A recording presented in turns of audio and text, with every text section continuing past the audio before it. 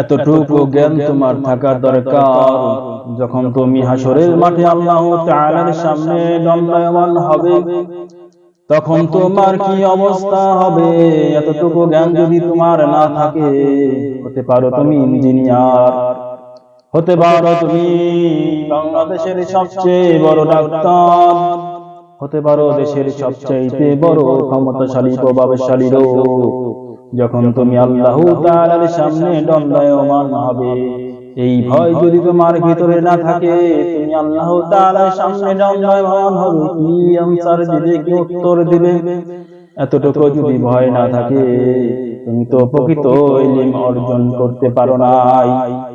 ইলমের তো লক্ষ্য হচ্ছে একটাই, আল্লাহ তাআলার সামনে কিভাবে হাসরের মাঠে আমি দাঁড়াবো, দণ্ডায়মান হব। এই কথা যখন ভেবে আমার হৃদয়ের ভিতরে কম্পন সৃষ্টি হবে, ওইটাই হবে প্রকৃত ইলম। আল্লাহ তাআলা বললেন, ইয়া আইয়ুহাল ইনসান ইন্নাকা কাদিহুন ইলা রাব্বিকা কদহান ফামুলাকিহি।